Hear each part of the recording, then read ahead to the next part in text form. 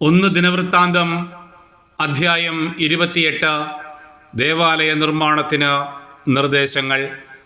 ഇസ്രായേലിലെ ഗോത്രത്തലവന്മാർ, സംഘത്തലവന്മാർ, സഹസ്രാധിപന്മാർ, ശതാധിപന്മാർ, രാജാവിൻ്റെയും രാജകുമാരന്മാരുടെയും സ്വത്തുക്കളുടെയും കാലിസമ്പത്തിൻ്റെയും മേൽനോട്ടക്കാർ, കൊട്ടാരത്തിലെ മേൽ വിചാരകന്മാർ, ധീരയോദ്ധാക്കൾ എന്നിവരെ ദാവീദ് ജെറുസലേമിൽ വിളിച്ചുകൂട്ടി. രാജാവ് അവരെ അഭിസംബോധന ചെയ്തു പറഞ്ഞു: സഹോദരന്മാരെ, എൻ്റെ ജനമേ, ശ്രവിക്കുവിൻ. കർത്താവിൻ്റെ ഉടമ്പടിയുടെ പേടകവും നമ്മുടെ ദൈവത്തിൻ്റെ പാദപീഠവും സ്ഥാപിക്കാൻ ഒരാലയം പണിയണമെന്ന് എനിക്ക് ആഗ്രഹമുണ്ടായിരുന്നു. വേണ്ട ഒരുക്കങ്ങൾ ഞാൻ ചെയ്തു. എന്നാൽ ദൈവം എന്നോട് അരുളി ചെയ്തു: നീ എനിക്ക് ആലയം പണിയേണ്ട. നീ ഏറെ രക്തം ഒഴുക്കിയ യോദ്ധാവാണ്. എങ്കിലും ഇസ്രായേലിൽ എന്നും രാജാവായിരിക്കുന്നതിന് ഇസ്രായേലിൻ്റെ ദൈവമായ കർത്താവ് എൻ്റെ പിതൃകുടുംബത്തിൽ നിന്ന് എന്നെ തിരഞ്ഞെടുത്തു. രാജസ്ഥാനത്തിന് യൂദാഗോത്രത്തെയും യൂദാഗോത്രത്തിൽ നിന്ന് എൻ്റെ പിതൃകുടുംബത്തെയും തിരഞ്ഞെടുത്തു. എൻ്റെ പിതാവിൻ്റെ മക്കളിൽ നിന്ന് ഇസ്രായേലിൻ്റെ രാജാവായി എന്നെ തിരഞ്ഞെടുക്കാൻ അവിടുന്ന് തിരുമനസ്സായി. കർത്താവ് എനിക്ക് തന്ന പുത്രന്മാരിൽ നിന്ന് അവിടുന്ന് എനിക്ക് ധാരാളം പുത്രന്മാരെ തന്നു. ഇസ്രായേലിൽ കർത്താവിൻ്റെ രാജസിംഹാസനത്തിലിരിക്കാൻ എൻ്റെ പുത്രൻ സോളമനെ അവിടുന്ന് തിരഞ്ഞെടുത്തിരിക്കുന്നു. അവിടുന്ന് എന്നോട് അരുളി ചെയ്തു: നിന്റെ പുത്രൻ സോളമൻ എനിക്ക് ആലയവും അങ്കണങ്ങളും പണിയും. ഞാൻ അവനെ പുത്രനായി തിരഞ്ഞെടുത്തിരിക്കുന്നു. ഞാൻ അവന് പിതാവായിരിക്കും.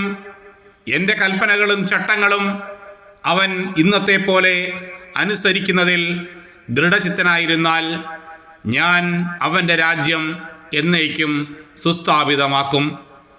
അതിനാൽ ഇസ്രായേലിൻ്റെ കർത്താവിൻ്റെ സമൂഹത്തിന് മുൻപിൽ നമ്മുടെ ദൈവം കേൾക്കെ ഞാൻ പറയുന്നു: ഐശ്വര്യപൂർണമായ ഈ ദേശം അനുഭവിക്കാനും നിങ്ങൾക്ക് ശേഷം നിങ്ങളുടെ മക്കൾ ഇതിനെ ശാശ്വതമായി അവകാശപ്പെടുത്താനും നിങ്ങളുടെ ദൈവമായ കർത്താവിൻ്റെ എല്ലാ കൽപ്പനകളും അന്വേഷിക്കുകയും അനുസരിക്കുകയും ചെയ്യുവിൻ. മകനെ സോളമൻ, നിന്റെ പിതാവിൻ്റെ ദൈവത്തെ നീ അറിയുകയും പൂർണ്ണ ഹൃദയത്തോടും പൂർണ്ണ സമ്മതത്തോടും കൂടെ അവിടുത്തെ ശുശ്രൂഷിക്കുകയും ചെയ്യുക. അവിടുന്ന് ഹൃദയങ്ങൾ പരിശോധിച്ച് എല്ലാ ആലോചനകളും വിചാരങ്ങളും മനസ്സിലാക്കുന്നു. അന്വേഷിച്ചാൽ നീ അവിടുത്തെ കണ്ടെത്തും. ഉപേക്ഷിച്ചാൽ അവിടുന്ന് നിന്നെ എന്നേക്കും പരിത്യജിക്കും.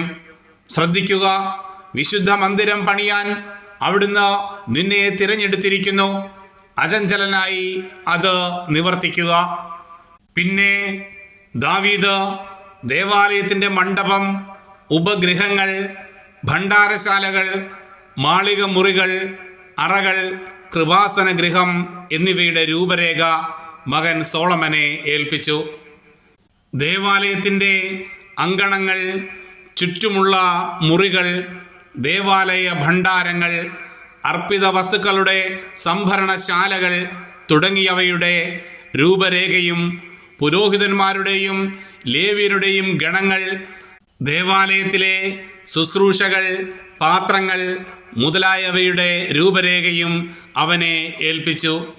വിവിധ ശുശ്രൂഷകൾക്ക് ഉപയോഗിക്കുന്ന പൊൻപാത്രങ്ങൾക്കു വേണ്ട പൊന്ന്, വെള്ളിപ്പാത്രങ്ങൾക്കു വേണ്ട വെള്ളി, സ്വർണ്ണ വിളക്കുകൾക്കും തണ്ടുകൾക്കും വേണ്ട സ്വർണം, വെള്ളി വിളക്കുകൾക്കും തണ്ടുകൾക്കും വേണ്ട വെള്ളി, തിരുസാന്നിധ്യ അപ്പത്തിൻ്റെ മേശയ്ക്കു വേണ്ട പൊന്ന്, വെള്ളി മേശകൾക്കു വേണ്ട വെള്ളി, മുൾക്കരണ്ടി, പാത്രങ്ങൾ, ചഷകങ്ങൾ, കോപ്പുകൾ ഇവയ്ക്കു വേണ്ട തങ്കം, വെള്ളിപ്പാത്രങ്ങൾക്കു വേണ്ട വെള്ളി, ധൂപപീഠത്തിനു വേണ്ട തങ്കം, കർത്താവിൻ്റെ ഉടമ്പടിയുടെ പേടകത്തിൻ്റെ മുകളിൽ ചിറകു വിരിച്ചു നിൽക്കുന്ന കിരൂബുകളോട് കൂടിയ രഥത്തിൻ്റെ രൂപരേഖ, രഥത്തിനു വേണ്ട സ്വർണം എന്നിവ നൽകി.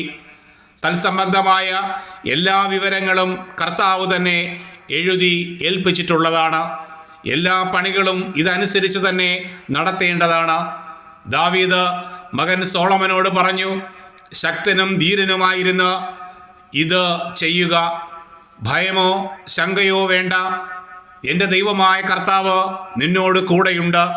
കർത്താവിൻ്റെ ആലയത്തിലെ സകല ജോലികളും പൂർത്തിയാകുന്നതുവരെ അവിടുന്ന് നിന്നെ കൈവിടുകയില്ല, ഉപേക്ഷിക്കുകയുമില്ല. ഇതാ, ദേവാലയത്തിലെ വിവിധ ശുശ്രൂഷകൾക്ക് വേണ്ട പുരോഹിതന്മാരുടെയും ലേവ്യരുടെയും ഗണങ്ങൾ തയ്യാറായി നിൽക്കുന്നു. ഓരോ ജോലിക്കും വേണ്ട സാമർഥ്യവും സന്നദ്ധതയുമുള്ള എല്ലാവരും നിന്നോട് കൂടെയുണ്ട്. സേവകന്മാരും ജനവും നിന്റെ ആജ്ഞാനുവർത്തികളായി നിൽക്കുന്നു.